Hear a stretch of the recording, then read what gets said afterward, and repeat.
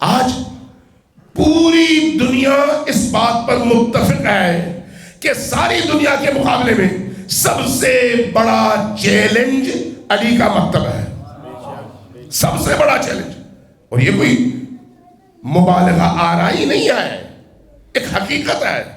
آج کی دنیا میں وہ کام جو انبیاء کرتے تھے، وہ کام جو ائمہ نے انجام دیا، آج تشیع کی گردن پر اور کندھوں پر وہ عظیم ذمہ داری آ چکی ہے. آپ ذرا غور کیجئے، دیکھیے پوری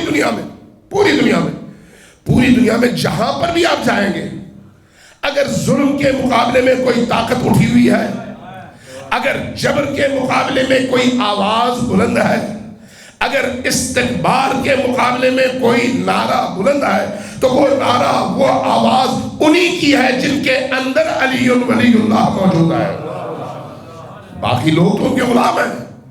یہ جذبہ ہمارے معاشرے میں بھی زندہ ہونا چاہیے، لیکن اس کے لیے دل کی پاکیزگی شرط اول ہے. شرط اول